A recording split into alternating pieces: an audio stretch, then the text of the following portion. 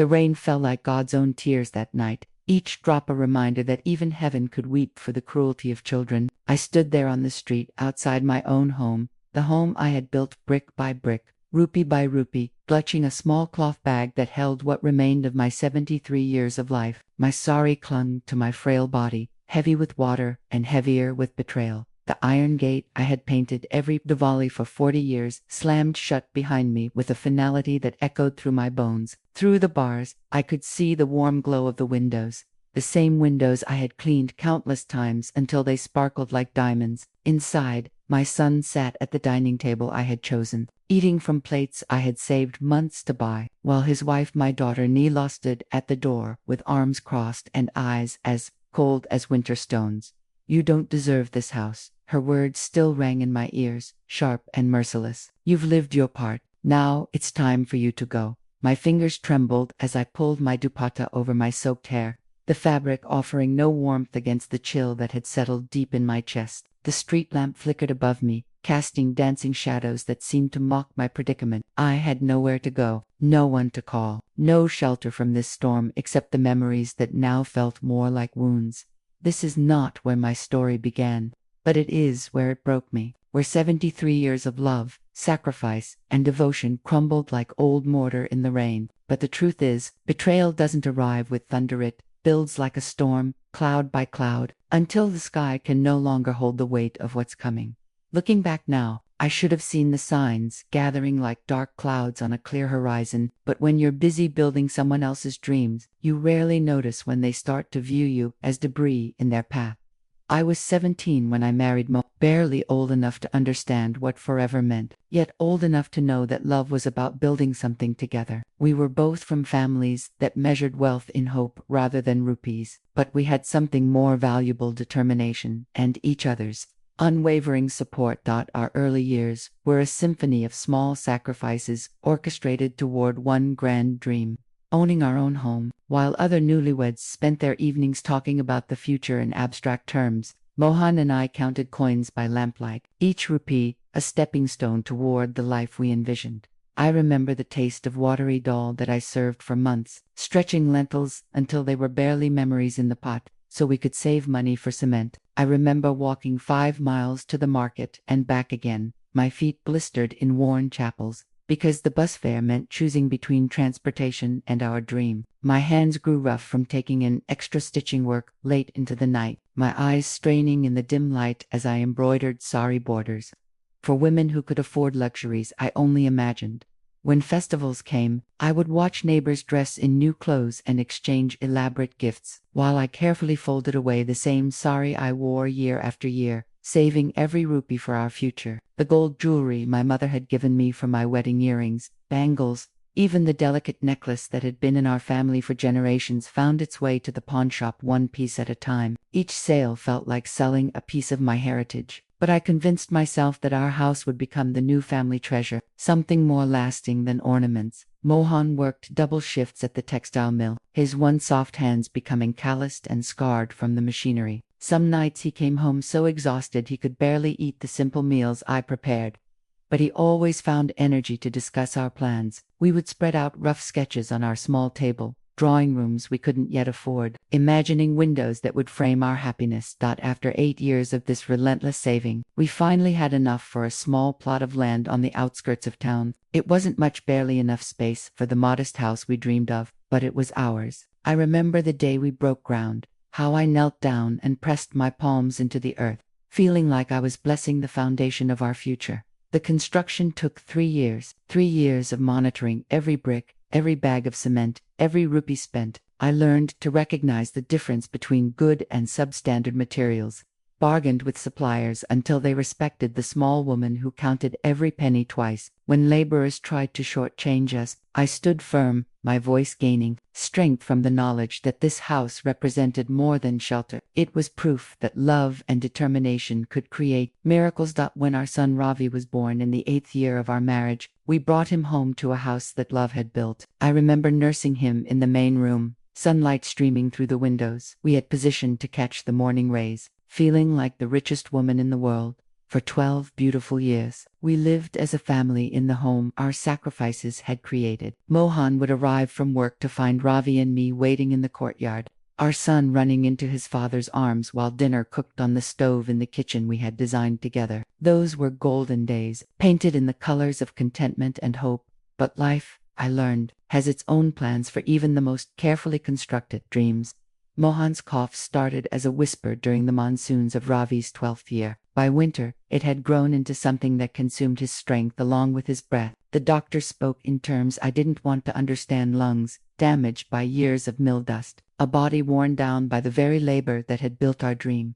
He died on a Tuesday morning in spring, slipping away as quietly as he had lived, his hands still warm in mine when I realized he was no longer breathing. At his funeral, neighbors spoke of him as a good man, a devoted husband and father. What they didn't say, what they couldn't know, was that he had literally given his life for our house, brick by precious brick. Suddenly, I was a widow at 37, with a 12-year-old son, and a mortgage that felt as heavy as grief itself. The mill offered a small pension, barely enough to cover monthly expenses, let alone the remaining payments on our home. I could have sold the house, moved somewhere cheaper, accepted charity from relatives who whispered about the foolishness of trying to maintain such burdens alone. Instead, I doubled my efforts. I took in more sewing, working until my fingers bled and my eyes burned from strain. I started a small business selling homemade pickles and snacks, waking at 4 in the morning to prepare orders, walking through the neighborhood with a basket balanced on my hip. Every rupee I earned went toward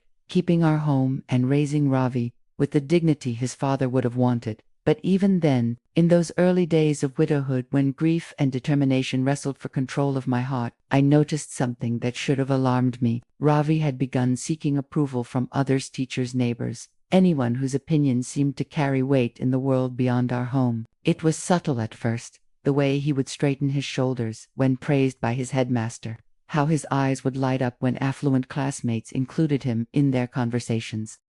I told myself this was natural, a boy wanting to belong, to be accepted. I didn't realize then that he was already learning to measure worth by external validation rather than the internal strength that had built the very roof over his head. I thought I had built a fortress of love, but its walls were already cracking. The house that had witnessed so much sorrow began to bloom again with joy when Ravia announced his engagement. At 25, he had grown into the kind of man his father would have been proud of: educated, employed, respectful. His fiancée Kavita came from a family with more means than we had ever known, but she seemed kind during our first meetings, complimenting the cleanliness of our home and the taste of my cooking.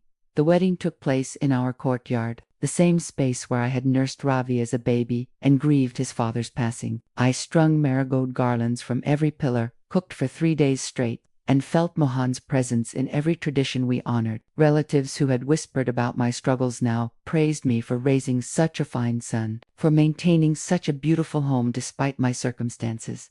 Look what she has accomplished alone.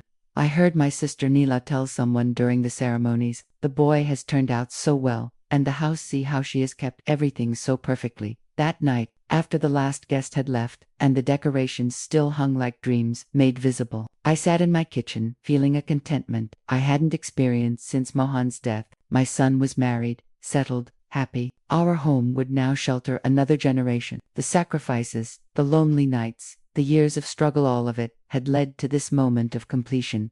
Kavita moved in the following week, bringing with her a new energy that I welcomed. She rearranged furniture with the confidence of someone accustomed to having opinions heard, suggested improvements with the ease of someone whose suggestions had always been implemented. I found myself deferring to her preferences, happy to see my son's wife taking an interest in our home. The festivals that followed were indeed filled with laughter and celebration. Diwali transformed our modest house into a palace of lights, with Kavita insisting we buy decorations I would never have considered necessary but which undeniably made everything more beautiful. During Karva Chauth, I watched her prepare for the fast with the same devotion I had once shown for Moh, and my heart swelled with gratitude that my son had found such a dedicated wife. Family dinners became elaborate affairs, where I had always served simple, nutritious meals. Kavita introduced dishes that required ingredients I had to search for in specialty shops. The dining table that had once been set with our everyday plates now gleamed with new crockery, glasses that caught and reflected the light like tiny prisms. But slowly, Almost imperceptibly, small changes began to erode the foundation of comfort I had built over decades. When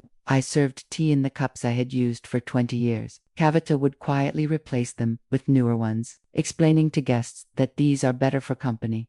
When I chose to wear my simple cotton saris for family gatherings, she would suggest I might be more comfortable in something less formal, which somehow made my clothes feel shabby and inappropriate. Decisions about our home be flowing through her voice instead of mine: which curtains to hang, what color to paint the walls, even which plants to keep in the garden I had tended since Ravi was a child. These weren't demands, exactly, but suggestions delivered with such certainty that opposing them felt churlish and ungrateful. I started noticing the way she and Ravi would exchange glances when I spoke, quick looks that seemed to communicate something I wasn't meant to understand. When I mentioned memories of his father, how Mohan would have loved to see the house during festivals, Kavita would change the subject with practiced smoothness, steering conversations away from the past and toward the future they were building. The whispered conversations behind closed doors began after their 6-month anniversary. I would hear the low murmur of voices from their room, discussions that stopped abruptly when I approached. When I asked Ravi if everything was all right, he would smile and assure me that they were just talking about work, friends, normal married couple concerns. But a mother knows the sound of her child's voice when he's hiding something. I had heard that particular tone when he was 7 and had broken my favorite cup. When he was 15 and had failed a mathematics exam, he was too ashamed to discuss. The difference was that now, instead of eventually confessing and seeking comfort, he seemed to be building walls around secrets I wasn't allowed to share.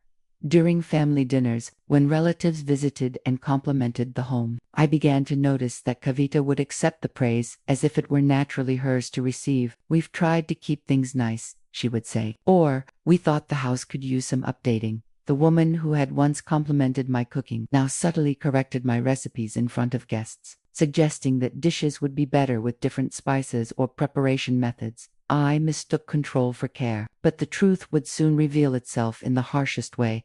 The breaking point came on a Tuesday evening in the 8th month of their marriage. The monsoon had arrived early that year, turning the air heavy and oppressive, and perhaps the weather itself seemed to mirror the tension that had been building in our home like pressure before a storm. Had spent the day preparing Ravi's favorite meal, the same dal and sabzi his father had loved, recipes I had perfected over decades of cooking with love rather than extravagance. When the family gathered around the dining table, the conversation started pleasantly enough, focused on Ravi's recent promotion and the bonus it would bring. But then Kavita began speaking about changes she envisioned for the house. Not suggestions this time, but plans delivered with the confidence of someone who expected no opposition. The kitchen needed modernization, she announced. The sitting room required new furniture. The entire house could benefit from contemporary updates that would reflect their status as a young, successful couple. After all, she said, her voice carrying the casual authority I had learned to recognize and fear, "We need a home that matches our lifestyle now." I listened quietly, my hands folded in my lap, feeling something cold settle in my stomach as she outlined transformations that would erase every trace of the life Mohan and I had built together. When I finally spoke, my voice was gentle but firm. "This house has served us well for 40 years, I said. "Every room holds memories that are precious to me. Perhaps we could make small improvements without changing everything that has meaning." The silence that followed felt like the moment before lightning strikes. Kavita's expression shifted, her previous pleasantness dropping away like a mask she no longer needed to wear. "Meaning," she repeated, her voice sharp with incredulity. "What meaning? You're living in the past, clinging to outdated ideas because you don't understand how the world works now." Her words cut through the air like knives, each syllable designed to wound. "You've never been educated about modern life, about what successful people expect from their homes. This isn't about memories, it's about moving forward instead of being dragged down by old-fashioned thinking that doesn't serve anyone anymore." I felt my breath catch, but before I could respond, she continued with increasing venom. "The truth is, you've lived your part in this story. You raised your son, you maintained the house through difficult years, and that's admirable. But now it's time for people who understand the modern world to make decisions about how we live." The room seemed to spin around me. This was my home, built with my husband's sweat and my sacrifice, furnished with memories more valuable than any contemporary decoration could ever be. I looked toward my son, waiting for him to speak, to defend the mother who had given everything to ensure his success. But Ravi sat in silence, his eyes fixed on his plate, his shoulders tense with the weight of a choice he was too cowardly to make aloud. His silence spoke louder than any words could have, declaring his allegiance without the honesty of actual declaration. "Ravi," I whispered, my voice barely audible above the sound of my heart breaking. He looked up then, and in his eyes I saw the man he had become, someone who would sacrifice his mother's dignity to preserve his marriage, who would choose the path of least resistance over the courage of loyalty. "Maybe, double quotes," he started, then stopped, swallowing words that might have redeemed him. "Maybe we could discuss this later, when everyone is calmer." But there would be no later discussion, no calmer moment when truth would be more palatable. In that instant, I understood that my son's silence hurt more than her words ever could. The betrayal that had been building like storm clouds finally broke 3 weeks later, on a night when the rain fell with the fury of divine judgment. The confrontation began over something trivial. I had prepared tea using the old cups instead of the new set Kavita preferred, but quickly escalated into the showdown that had been inevitable since that dinner conversation. "I'm tired of pretending this is working," Kavita announced, her voice cutting through the sound of thunder outside. "This house isn't big enough for both of us, and since I'm the one building a future here, I think it's obvious who should leave." The words hit me like physical blows. Leave. Leave the home I had built with my husband's dying breath, maintained through decades of struggle, filled with every memory that gave my life meaning. "This is my house," I said, my voice trembling but determined. "Mohan and I built it together. I have maintained it alone since his death. You cannot ask me to leave my own home." Kavita's laugh was harsh and humorless. "Your house. Let me explain something about reality. Your son is the one earning money now. Your son is the one making decisions about our future. And your son agrees that it's time for you to find somewhere else to live." I turned to Ravi, desperate for the contradiction that would restore my faith in the child I had raised. "Is this true? Do you want your mother to leave the home she built for you?" For a moment that lasted forever, he struggled with words that seemed too heavy for his tongue. Then, in a voice barely above a whisper, he said, "I think maybe it would be better if you stayed with Aunt Mira for a while, just until we can figure out a better arrangement." The ground seemed to shift beneath my feet. My own son, suggesting I become a guest in someone else's home, while strangers inhabited the house built with my life's blood. "No," I said, finding strength I didn't know I still possessed. "I will not leave. This is my home, bought with my husband's labor and my sacrifice. You have no right to force me out." That's when Kavita's mask fell away entirely, revealing the cruelty she had been hiding behind politeness and family duty. "Rights," she snarled, moving closer with each word. "What rights do you have? You're an uneducated old woman who doesn't contribute anything to this household except complaints and outdated ideas. This house may have been built with your husband's money, but your husband is dead, and you're just a burden now." The words felt like acid on my skin, but worse was watching Ravi's face as his wife destroyed his mother with words he should have silenced, but instead allowed to continue. "You've lived your usefulness," Kavita continued, her voice rising above the storm outside. "Nobody wants to listen to stories about the past anymore. Nobody cares about your sacrifices or your memories. The world has moved on, and it's time for you to move on, to preferably somewhere else." Thunder crashed overhead as if the sky itself was responding to the cruelty unfolding in our sitting room, but the storm outside was nothing compared to the fury building in Kavita's eyes. Before I could respond, before I could defend myself against accusations that felt like daggers in my chest, she grabbed my arm, in my own house and began pulling me toward the door. "If you won't leave willingly, then you'll leave anyway," she said, her grip painful on my aged skin. "I'm done pretending to respect someone who doesn't deserve respect." I tried to resist, but at 73, my strength was no match for her determination. As she dragged me through the hall where I had celebrated Ravi's first steps, past the kitchen where I had cooked thousands of meals with love, I called out to my son one last time, "Ravi, are you going to let her do this to your mother?" He stood in the doorway, his face a mask of conflicted emotions, his hands clenched at his sides. For a moment, I thought he might finally find his voice, finally choose right over easy. Instead, he turned away. The front door opened with a creak that sounded like the wailing of souls in torment. The rain struck my face immediately, cold and merciless, soaking through my thin sari in seconds. Kavita pushed my small bag of belongings into my hands, a cloth bundle containing a change of clothes, my reading glasses, and the one photograph I had managed to grab of Mohan and baby Ravi. "You don't deserve this house," she said, her final words delivered with the finality of a judge's sentence. "You never did." The door slammed shut behind me, with a sound that echoed through my bones, like the closing of a tomb. Through the rain-streaked windows, I could see the warm glow of the lights I had chosen, illuminating furniture I had selected, in rooms I had painted with my own hands. I stood there in the downpour, 73 years of life reduced to a small bag and the clothes on my back, watching my son sit down to dinner in the house his mother had built and lost in a single night of cruelty and cowardice. The rain soaked through every layer of clothing until it reached my skin, but the cold I felt went deeper than weather could penetrate. This was the chill of betrayal, of love unreturned, of a lifetime of sacrifice dismissed as worthless by the very people who had benefited from every moment of it. But as I stood there in the storm, something inside me shifted from despair to determination. They thought the rain had broken me, but they were wrong. Something inside me shifted from despair to determination. Mrs. Sharma found me the next morning, huddled under the small overhang of her neighbor's gate,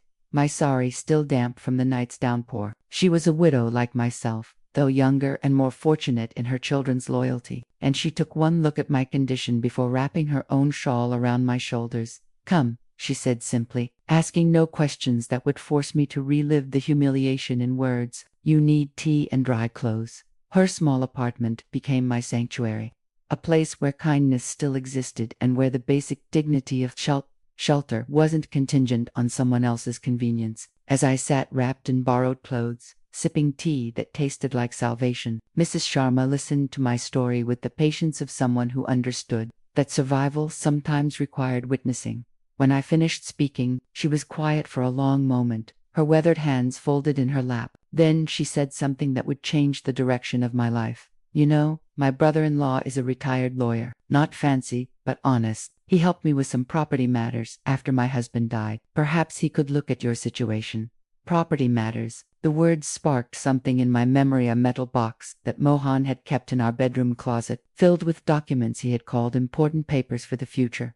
In all the chaos of being thrown out, I had forgotten about the careful records my husband had maintained, the proof of ownership that established legal truth beyond emotional manipulation. Mr. Gupta arrived the next afternoon, a gentle man with silver hair and eyes that had seen enough injustice to recognize it immediately. He listened to my account with the careful attention of someone trained to separate facts from emotions, occasionally taking notes in handwriting that spoke of decades spent documenting other people's pain. "These property papers you mentioned," he said, when I finished speaking, "do you remember what they contain?" I closed my eyes, trying to recall details that had seemed unimportant when my world was secure. Mohan was very careful about such things. He kept the original purchase deed, all the construction receipts, the mortgage documents. After he died, I continued making payments from the insurance money and my earnings. The house has been completely paid off for 15 years. Mr. Gupta's eyebrows rose slightly. "And your name is it on these documents?" "Yes," I said, the memory becoming clearer as I spoke. "Mohan insisted on that. He said if anything happened to him, I should never have to depend on anyone else's generosity for shelter. My name is on everything, the deed, the mortgage papers, even the property tax records." For the first time since that terrible night in the rain, I felt something like hope stirring in my chest. "Then, legally," Mr. Gupta said, his voice carrying the authority of someone who understood the law's power to restore justice, "that house belongs to you. No one, not your son, not his wife, has the right to force you from your own property." The next 3 weeks passed in a strange suspension between my old life and whatever was coming next. During the day, I helped Mrs. Sharma with her small tailoring business, my fingers remembering skills I had used during Ravi's childhood to keep us fed and housed. The familiar motions of sewing and mending brought a meditative peace that helped calm my racing thoughts. In the evenings, Mr. Gupta and I would sit at Mrs. Sharma's small table, organizing the case that would either restore my home or confirm my permanent exile from the life I had built. He had contacted the property registrar, obtained copies of all the documents that established my ownership, and gathered testimonies from neighbors who had witnessed my years of single-handed maintenance of the house. "The law is clear," he assured me during one of these sessions, but emotional situations often make legal clarity complicated. Are you prepared for the possibility that pursuing this case might permanently damage your relationship with your son? The question hung in the air like incense, heavy with implications I was only beginning to understand. The relationship is already damaged, I said finally, perhaps beyond repair, but at least this way, I will know that I stood up for myself instead of accepting cruelty as the price of keeping peace. Mr. Gupta nodded approvingly. Justice isn't always about winning, he said. Sometimes it's about refusing to accept defeat. The legal notice was served on a Tuesday morning, exactly 1 month after the night I was thrown into the rain. Mrs. Sharma later told me that she had watched from her window as the process server knocked on the door of my house and handed the papers to a stunned Kavita. The notice was simple and direct. I was claiming legal possession of my property and demanding the immediate cessation of any attempts to deny me access to my own home. It gave them 15 days to respond before the matter would proceed to formal court proceedings. The response came not through legal channels, but through my son's voice on Mrs. Sharma's telephone, shaking with an emotion I couldn't identify as either anger or fear. "Ma, what are you doing?" he asked, his words tumbling over each other in their haste. "Why are you involving lawyers and courts in a family matter?" For a moment, hearing his voice call me Ma in the old, affectionate way, I felt my resolve weaken. This was my child, the baby I had nursed through fevers and fears, the boy whose first word had been Mama, spoken with absolute trust that I would always be there to answer. But then I remembered the sound of the door slamming shut, the sight of him turning away as his wife destroyed his mother with words and actions he should never have allowed. It became a legal matter. "When you allowed me to be thrown out of my own house," I said, my voice steadier than I felt. "When you chose silence over defending your mother's rights, we can discuss this," he said, desperation creeping into his tone. "You don't need to involve outsiders in our family problems. I am involving the law in a property dispute," I corrected. My family already made their position clear the night they put me out in the rain. After I hung up, I sat in Mrs. Sharma's living room feeling something I hadn't experienced in months, a sense of my own power returning, like feeling returning to a limb that had been numb. They thought the rain had drowned me, ... but it only washed my eyes clear. The courthouse steps felt like a mountain I was climbing one breath at a time. At 73, wearing my best sari and carrying a folder of documents that represented my entire life's work, I walked toward a building where justice was supposed to live, even for old women who had been discarded by their own families. Mr. Gupta walked beside me, his presence a steady reminder that I was not alone in this fight. Behind us, Mrs. Sharma had insisted on coming for moral support, her own experiences with legal battles making her understand the courage required to seek justice through official channels. Inside the courtroom, I saw them for the first time since that terrible night, my son and his wife, sitting with their own lawyer, a sharp-faced man in an expensive suit who looked like he had never doubted his right to occupy any space he chose. Ravi's eyes met mine across the room, and I saw in them a confusion that might have been guilt or might have been resentment. He looked older somehow, worn down by the month of conflict that had followed my legal notice. Beside him, Kavita sat with rigid posture and a face that showed no uncertainty, as if her mere presence in the courtroom was evidence of her right to whatever she claimed. When our case was called, I stood and walked to the plaintiff's table with as much dignity as I could gather. The judge was a middle-aged woman with kind eyes and the patient expression of someone accustomed to untangling the complicated knots that families tie around property and love.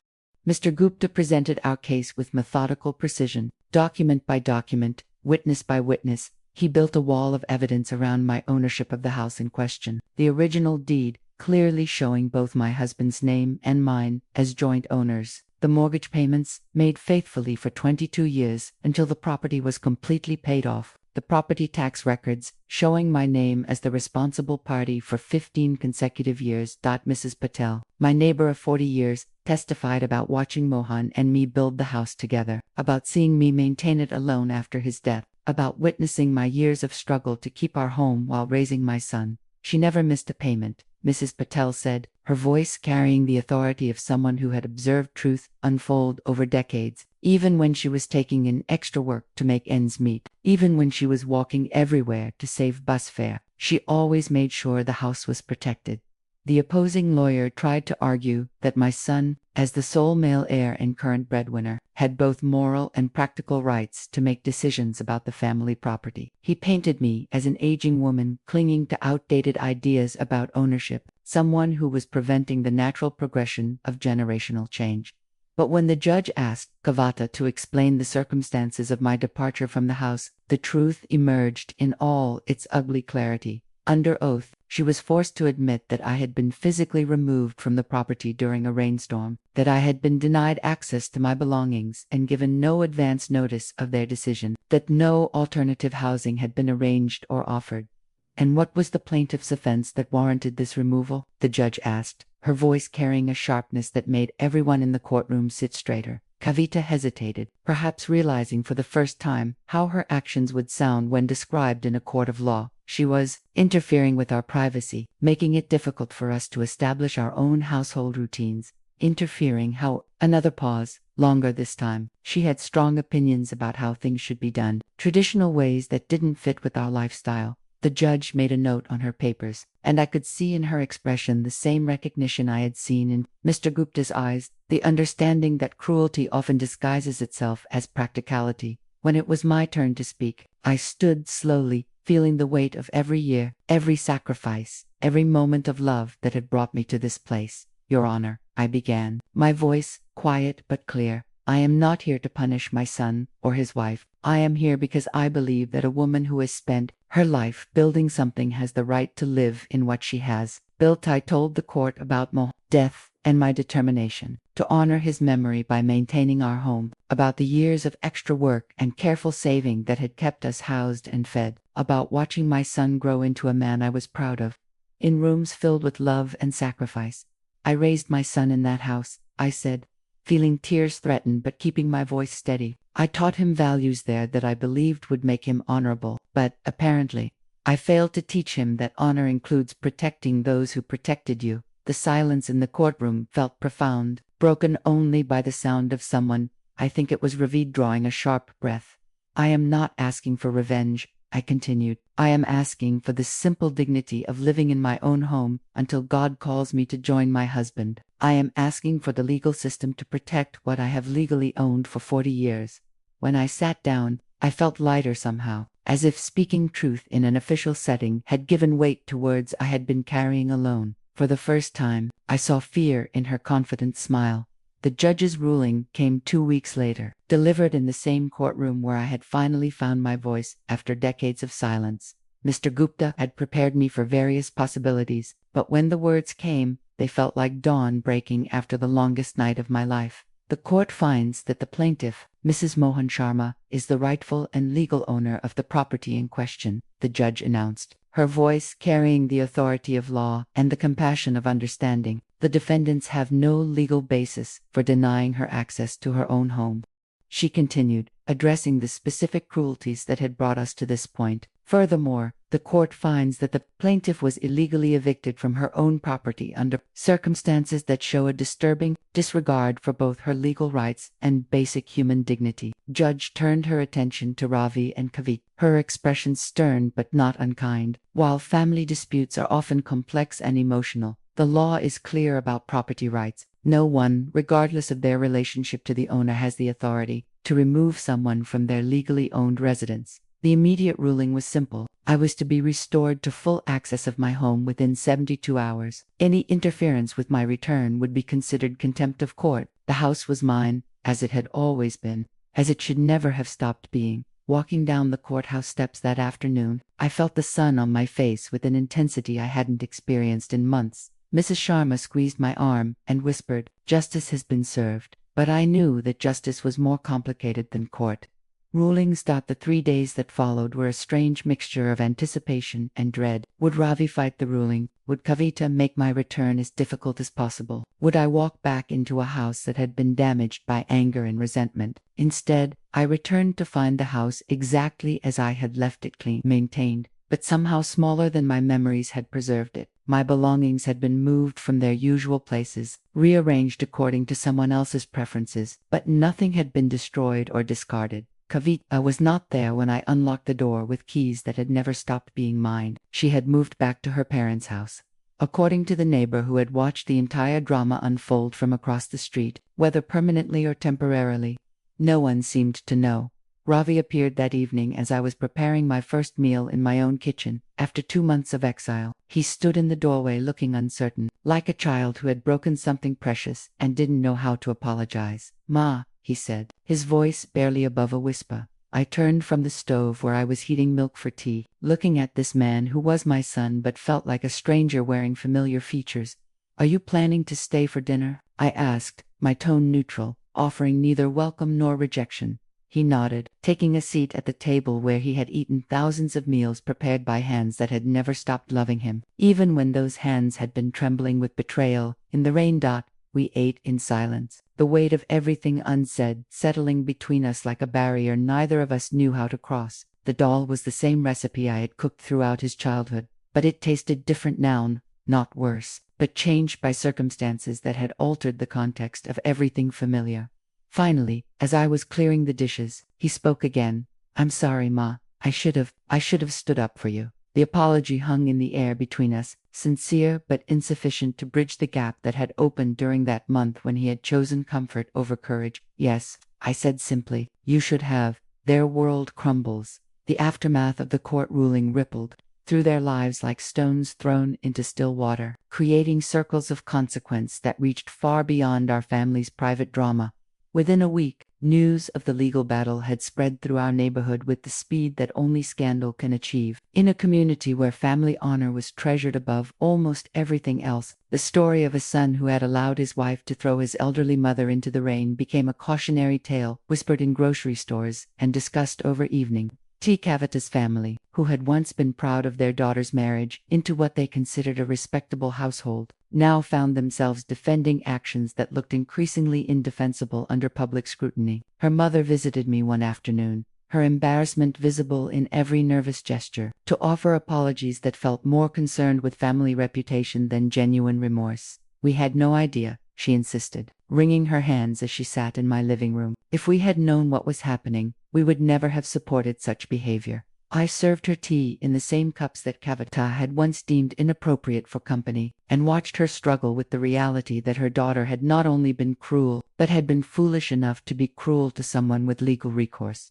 Ravi's workplace became another battleground where consequences played out in whispers and sideways glances. His colleagues, who had once invited the young couple to dinner parties and social gatherings, now saw him differently. The man who had been unable to protect his own mother from abuse was suddenly viewed as someone whose character might be less solid than his performance reviews suggested. His supervisor, Mr. Mehta, stopped by the house one evening to check on my welfare, a gesture that spoke volumes about how my son's reputation had shifted in professional circles. "In our culture, how a man treats his mother is how we judge his character," Mr. Mehta told me as I served him tea and homemade biscuits. "Your son is a good worker, but this situation has made people question his judgment." The social isolation was perhaps the cruelest consequence for Kavita, whose identity had been built around her image as a sophisticated, successful young woman worthy of admiration and emulation. The same neighbors who had once complimented her modern approach to household management now crossed the street to avoid conversations that might become uncomfortable.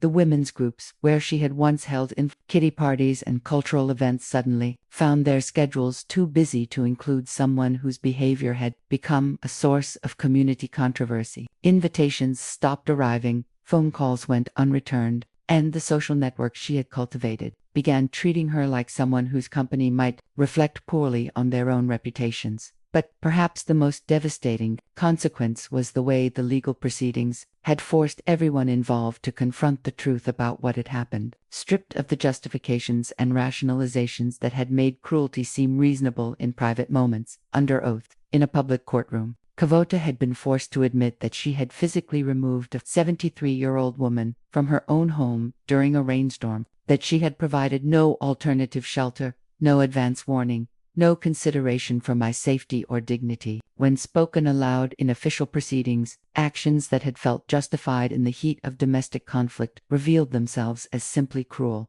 Ravi too had been forced to examine his own role, not just the passive silence that had enabled his wife's behavior, but the active choice to prioritize his marriage over his moral obligations to the woman who had sacrificed everything for his future. The weight of this recognition settled on him like a physical burden. He began spending more time at the house. Not living there, Kavita's absence had created a separation that neither of them seemed eager to resolve, but visiting almost daily with the persistence of someone trying to repair damage that might be too extensive to fix. These visits were awkward, filled with conversations that circled around apologies neither of us knew how to give or receive. He would bring groceries I didn't need, offer to repair things that weren't broken, volunteer for household tasks I had been managing alone for decades.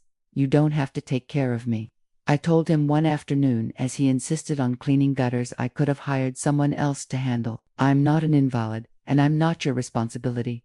But you are my mother," he said, his voice carrying a confusion that suggested he was still trying to understand how that fundamental relationship had become so complicated. "Yes," I agreed, "I am your mother. But that doesn't mean I'm your burden. And it doesn't mean you can earn forgiveness through household maintenance."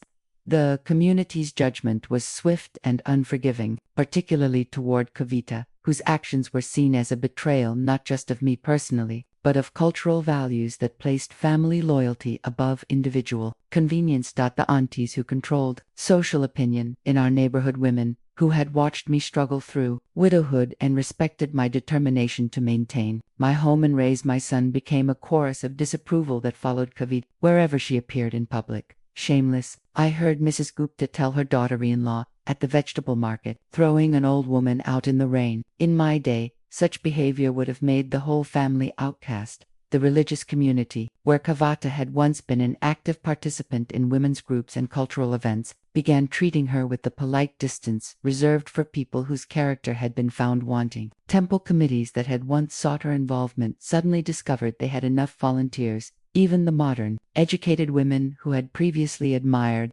Kavita's confident approach to marriage and household management began questioning whether sophistication was worth the cost of basic human decency. But justice, I was learning, is more complex than legal victories or social consequences. Justice gave me my house back, but my heart still searched for peace. In the months that followed my return home, I discovered that winning in court was only the beginning of a longer journey toward something resembling resolution. The house was legally mine, the community had rendered its judgment, and the practical matters had been settled, but the emotional landscape remained treacherous, filled with questions that had no clear answers. How do you forgive a son who chose silence when you needed his voice? How do you rebuild trust with someone who showed you how quickly love can be set aside when it becomes inconvenient? How do you live with the knowledge that the child you raised to have honor failed the most basic test of honoring his mother? These questions accompanied me through daily routines that should have felt like victories. Making tea in my own kitchen, sleeping in my own bed, sitting in my own garden, all of these simple acts carried the weight of battles fought and won, but also the sadness of relationships that might never be fully repaired. Ravi continued his daily visits, bringing vegetables and newspapers, offering repairs and conversation. But there was a careful quality to our interactions now, as if we were both afraid of saying something that might shatter whatever fragile peace we had managed to construct. One evening, as we sat drinking tea in the garden, where I had once taught him to recognize different flowers, he asked the question that had been hovering between us for months. "Ma, will you ever be able to forgive me?" I looked at this man who had been the center of my universe for so many years, whose happiness had been my primary purpose, whose success had justified every sacrifice I had ever made. "I forgive the boy who was raised to know right from wrong," I said carefully. "I'm still trying to understand the man who forgot those lessons when it mattered most." The conversation that followed stretched deep into the evening, covering ground that needed to be explored before any real healing could begin. Ravi talked about the pressure he had felt from Kavita, the fear of losing his marriage if he opposed her wishes, the gradual way his spine had been weakened by small compromises, until he no longer recognized himself as someone capable of standing up for principle. I listened with the patience of someone who had learned that understanding doesn't always lead to excusing, but that healing requires honesty about how wounds were created. "I was a coward," he said finally, the words coming out like they had been held back by pride for too long. "I told myself I was keeping peace, but I was just afraid of conflict. And in trying to avoid difficult conversations with my wife, I betrayed the most important relationship of my life." The admission hung between us like a bridge that might bear weight or might collapse, under the burden of too much truth spoken too late.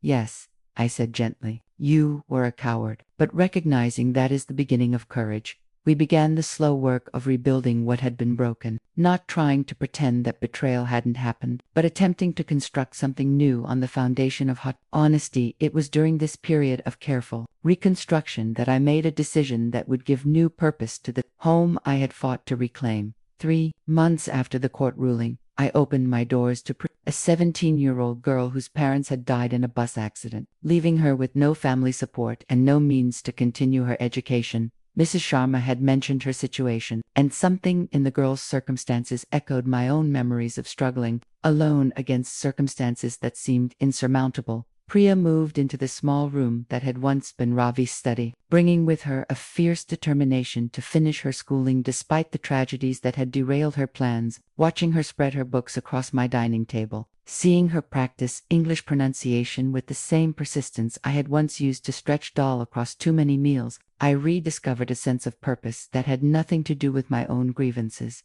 Within 6 months, 2 more girls had joined us, Anita, whose abusive stepfather had made home unsafe, and Kavya, whose rural parents had been ready to marry her off at 15 until a teacher's intervention brought her to my attention. The house that had once echoed with the silence of old wounds began filling with the sounds of young voices studying, laughing, planning futures that seemed possible again. I cooked meals for girls who appreciated every bite, taught life skills to children who listened with the respect I had once expected from my own family. Ravi watched this transformation with something that might have been awe or might have been envy. You're doing something beautiful here, Ma, he said one afternoon, observing Priya help Anita with mathematics while Kavya practiced her typing on an old machine I had borrowed from the neighborhood center.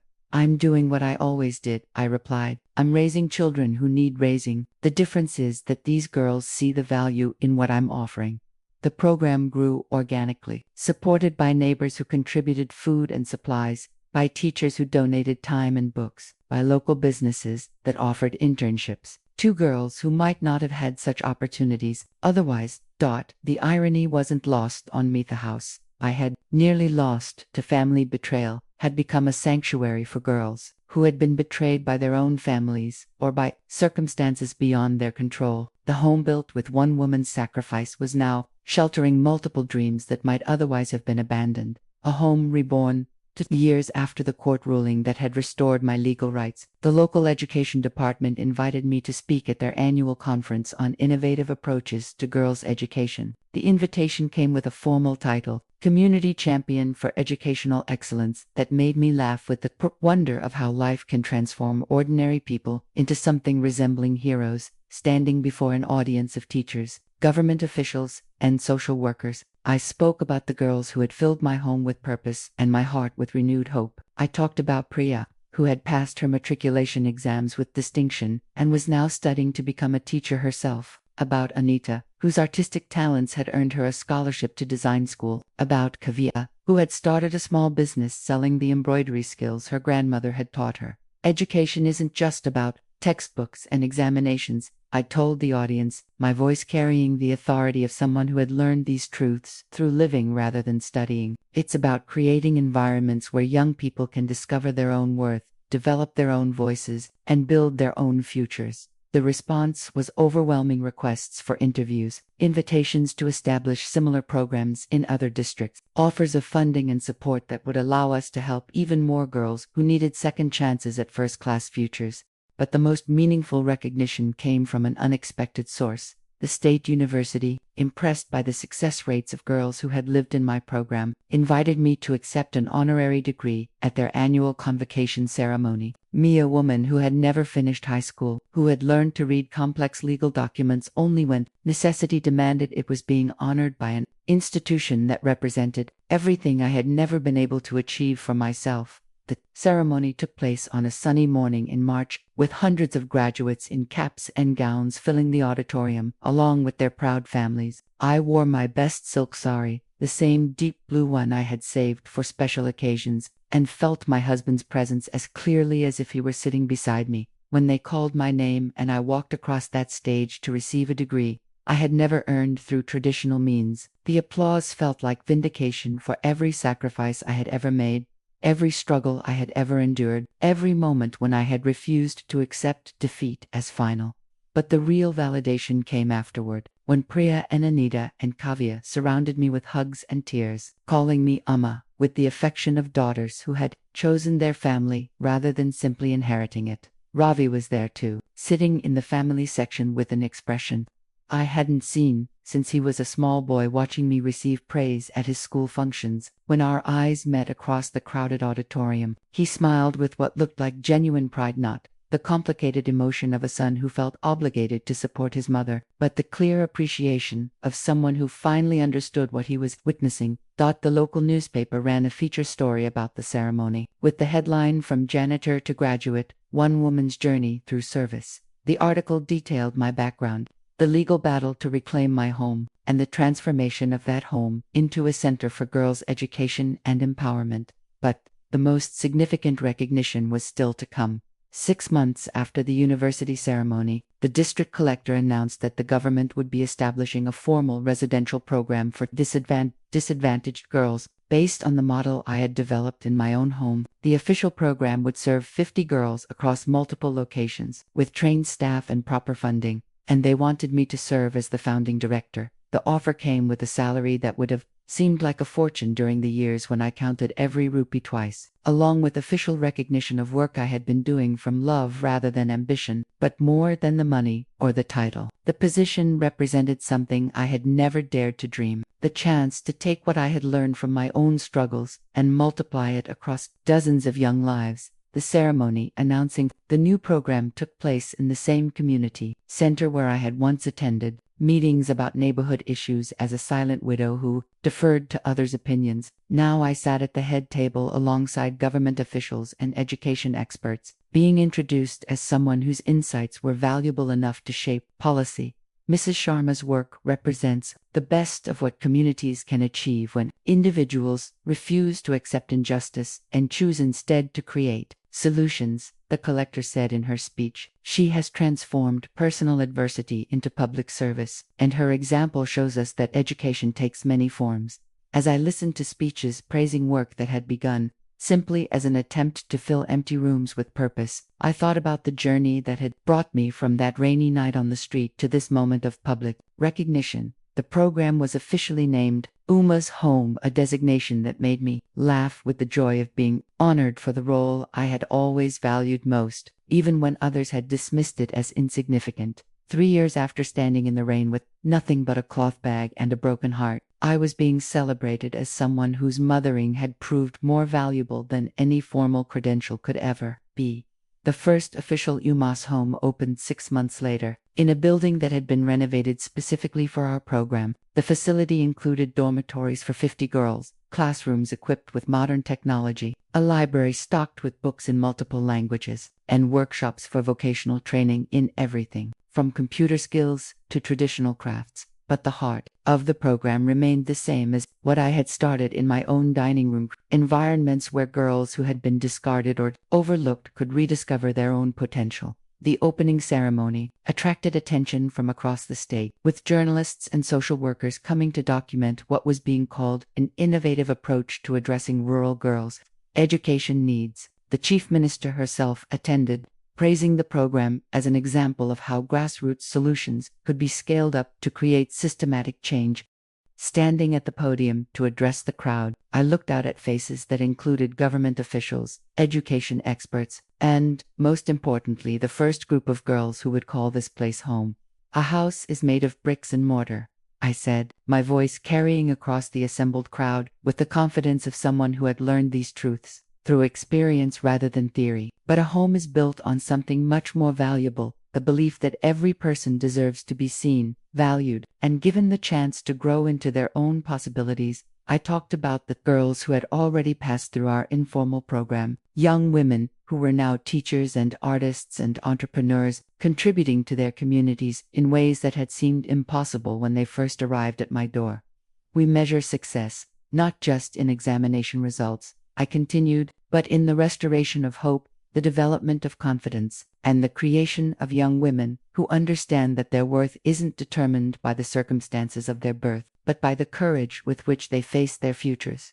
The applause was warm and extended, but the real reward came afterward, when individual girls approached me with questions about the program, with stories about their own struggles, with the kind of trust that can only be earned through genuine care rather than professional obligation. That evening, as I sat in my own home, the same house I had nearly lost, now filled with memories of triumph rather than betrayal, reflected on the strange paths that life can take when we refuse to accept defeat as final. Ravi joined me for dinner. As had become his habit over the past year, our relationship had evolved into something different from what it had been before, not the uncomplicated devotion of my early motherhood, but something more honest and perhaps more valuable. He now saw me not just as the woman who had raised him, but as someone who had built something meaningful from the wreckage of her own disappointments. "I'm proud of you, Ma," he said as we shared the simple meal I had prepared, "not just for what you've accomplished with the program, but for how you've handled everything. I know I haven't always made it easy to be proud of me." The acknowledgement hung between us, honest and complete in ways our conversations had rarely been during the years, when we both pretended that family love could survive without mutual respect. "Pride isn't something that can be given or taken away by other people's actions," I said gently. "It's something you build for yourself through the choices you make when those choices matter most." It was during these evening conversations that Ravi began talking about his marriage, about the ways that crisis had forced him to examine patterns he had never questioned before. Kavita had moved back to her parents permanently, he told me, unable to face the social consequences of her actions or to rebuild relationships she had damaged beyond repair. They were proceeding with a mutual divorce, acknowledging that their partnership had been built on assumptions about power and control that couldn't survive the scrutiny of public judgment. "I think," he said carefully, "that I married someone who saw relationships as competitions to be won rather than partnerships to be nurtured, and I became someone who avoided conflict instead of standing up for what was right." The recognition represented growth that might lead to wisdom, though I knew that understanding mistakes doesn't automatically prevent their repetition. As we finished our meal, I looked around the house that had been the center of so much joy and sorrow, conflict and resolution. The walls that had witnessed my husband's death and my son's betrayal had also seen young women discover their own strength, find their own voices, build their own dreams. Tomorrow, I would go to the new Uma's Home facility, where 50 girls were beginning their own journeys toward futures that had seemed impossible before they found sanctuary in a program that had grown from one old woman's refusal to accept injustice quietly. Next month, 2 more facilities would open in neighboring districts, expanding our capacity to serve girls who needed second chances at first-class educations. But tonight, I sat in my own home, legally mine, emotionally mine, spiritually mine, feeling the deep satisfaction of someone who had learned that the most profound victories often come not from defeating others, but from refusing to be defeated by circumstances that seem insurmountable. The rain that had once broken me had also washed away illusions, cleared away pretenses, and revealed truths that needed to be seen before real healing could begin. I had spent decades building a home for my family, only to discover that my real calling was building homes for the homeless, hope for the hopeless, and futures for those who had been told they had none. A roof means nothing if the walls cannot hold love and gratitude. The house still stands, its walls stronger now for having weathered storms both literal and metaphorical. But I have learned that a home's true foundation isn't built from bricks and mortars constructed from respect, nurtured through sacrifice, and sustained by the understanding that love without honor is just another word for convenience. The girls who now call me Oma understand this truth in ways my own son took decades to comprehend. They know that shelter isn't just about having a roof over your head, but about living in spaces where your worth is recognized, your dreams are nurtured, and your voice is heard with respect rather than dismissed with condescension. Some nights, when the house is quiet and I'm preparing for sleep in the bedroom where Mohan once dreamed alongside me, I think about the journey that led from those dark moments in the rain to these days filled with purpose and recognition. I understand now that betrayal, while painful, can also be a teacher showing us truths about ourselves and others that comfort often conceals. Being thrown out of my own home forced me to discover strength I hadn't known I possessed, to find my voice when silence had become unbearable, and to create meaning from experiences that could have destroyed someone with less. Stubborn hope. The honorary degree hangs on my bedroom wall now, next to the photograph of Mohan holding baby Ravi. Both images represent different kinds of achievement: the love that builds families and the determination that builds futures when families fail. But the most valuable recognition comes daily, in the form of young women who write letters from colleges and jobs and marriages, telling me how the foundation we helped them build continues to support lives filled with possibility rather than limited by circumstance. They call me and in that title I have found something more fulfilling than any traditional family relationship ever provided: the knowledge that motherhood, at its best, isn't about biological connections or legal obligations, but about the willingness to nurture growth wherever it's needed most. The house that was nearly lost to betrayal has become a symbol of what can be built when justice prevails and love finds its proper expression. Not love that demands gratitude, but love that creates space for others to discover their own worth. Today, when I walk through my garden, or sit in my kitchen, or look out the windows that frame the life I have reconstructed, I feel the presence of everyone who helped make this journey possible: the husband who taught me that homes are built through partnership, the lawyer who showed me that rights can be defended, the neighbor who offered shelter when I had none, and especially the girls who reminded me that the most important education happens when we learn to value ourselves. Ravi visits regularly now, bringing his new understanding of what it means to honor the people who shaped his life. His divorce has been finalized, and he's building a different kind of future, one based on principles he's had to learn as an adult because he failed to practice them when they mattered most. Have found our way to a relationship built on mutual respect rather than one-sided obligation. And while it lacks the uncomplicated sweetness of early motherhood, it carries the deeper satisfaction of connections that have survived testing and emerged stronger. But my real family now includes dozens of young women who understand that education is about more than examinations, that strength comes from supporting others rather than diminishing them, and that the most valuable homes are those where love and gratitude can coexist without competition. The program continues to grow, reaching girls across multiple districts, changing policies and challenging assumptions about what education can accomplish when it addresses the whole person rather than just academic subjects.